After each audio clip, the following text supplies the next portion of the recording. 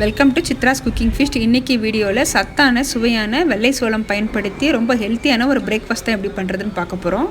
வெள்ளை சோளத்தில் பார்த்திங்கன்னா அதிக அளவுக்கு நமக்கு ஃபைபர் சத்து இருக்குது, ப்ரோட்டீன் சத்து, கால்சியம் சத்து நிறைஞ்சிருக்கு. வெயிட் லாஸ் பண்ணுறவங்களும் எடுத்துக்கலாம். இப்போ வாங்க இந்த சுவையான சோள ஊத்தப்பம் எப்படி செய்கிறது நம்ம வீடியோக்குள்ளே போய் பார்த்துடலாம். 250 ml மெஷர்மெண்ட் உள்ள கப்பில் ஒரு கப் அளவுக்கு வெள்ளை சோளம் எடுத்துருக்காங்க. கப் இல்லைன்னா ஒரு கிளாஸ் கூட மெஷர்மெண்ட்டுக்கு எடுத்துக்கலாம். சோளம் எடுத்தால் அதே கப்பில் ஒரு கப் அளவுக்கு இட்லி அரிசி எடுத்துக்கலாம். சேலம் குண்டு அரிசின்னு சொல்லுவாங்கள்ல, அந்த அரிசி ஒரு கப் அளவுக்கு எடுத்துக்கிறேன். இப்போது அதே கப்பில் அரை கப் அளவுக்கு வெள்ளை உளுந்து சேர்த்துக்கிறேங்க. சேர்த்துட்டு மாவு ஜவ்வரிசி 1/4 கப் அளவுக்கு எடுத்துக்கிறேன். 1 டீஸ்பூன் அளவுக்கு வெந்தயம் சேர்த்துக்கிறேன். இப்போ எல்லாமே நம்ம ஒரு 2 to 3 தடவை நல்லா வாஷ் பண்ணி எடுத்துக்கலாம். இப்போ நல்லா வாஷ் பண்ணிவிட்டு தண்ணி விட்டு குறைஞ்சது 6 to 7 மணி நேரம் ஊறணும். க்ளோஸ் பண்ணி வைக்கலாம், ஊறட்டும்.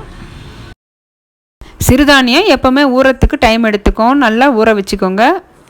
இப்போது சோளம், அரிசி, உளுந்து எல்லாமே நல்லா ஊறி இருக்குங்க. இப்போ ஒரு தடவை நம்ம கல் ஏதாவது இருக்கான்னு செக் பண்ணிக்கலாங்க. செக் பண்ணிவிட்டு ஒரு சின்ன மிக்சர் ஜாரில் சேர்த்துக்கிறேன். நீங்கள் கிரைண்டரில் கூட அரைச்சி எடுத்துக்கலாம். குவான்டிட்டி கம்மியாக இருக்கிறதால நான் மிக்சியில் அரைச்சி எடுத்துக்கிறேங்க.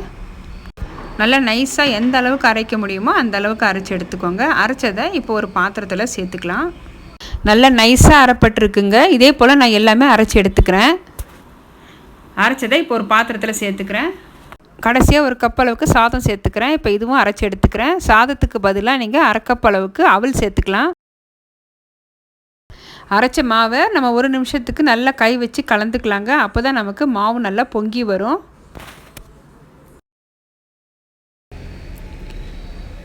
நான் நைட்டு 8 மணி போல் அரைச்சி வச்சுருக்கேன். காலையில் பார்க்கலாம். இப்போ மாவு பாருங்கள் நல்லா பொங்கி வந்திருக்கு. நல்லா ஒரு தடவை கலந்துக்கலாம். கலந்துட்டு மாவுக்கு தேவையான அளவுக்கு உப்பு சேர்த்துக்கிறேன். இப்போ தோசைக்கல் வச்சுருக்கேன். கல் நல்லா சூடாக இருக்குது.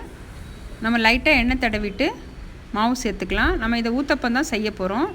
நான் மொத்தமாகவே மாவு சேர்த்துக்கிறேன். இதுக்கு மேலே சேர்க்குறதுக்கு நான் வெஜிடபிள்ஸ் கட் பண்ணி வச்சுருக்கேங்க. வெங்காயம், கேரட்டு, கொத்தமல்லி சேர்த்துருக்கேன். இந்த ஊத்தப்பம் நீங்கள் குழந்தைங்களுக்கு லஞ்ச் பாக்ஸாகவும் கொடுக்கலாங்க. மேலே பன்னீரும் ஸ்வீட் கார்ன் கூட சேர்த்து கொடுக்கலாம். இன்னும் டேஸ்ட்டாக இருக்குங்க. மேலே 1 டீஸ்பூன் அளவுக்கு எண்ணெய் சேர்த்துட்டு க்ளோஸ் பண்ணி வைக்கலாம். இப்போது நம்மளோட சத்தான சுவையான வெள்ளை சோளம் ஊத்தப்பம் இப்போ ரெடி ஆயிடுச்சுங்க.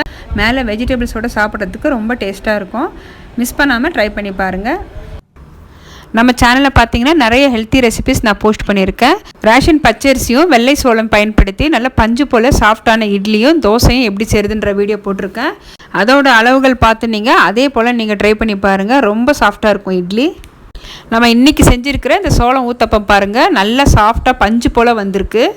இந்த தோசைக்கு இன்றைக்கி பார்த்தீங்கன்னா நான் கருப்புளுந்து வெங்காயம் வச்சு கார சட்னி ரெடி பண்ணியிருக்கேங்க. இது ரொம்ப டேஸ்ட்டாக இருக்கும். இந்த ரெசிபி பார்த்திங்கன்னா நம்ம சேனலில் ஏற்கனவே இருக்குது.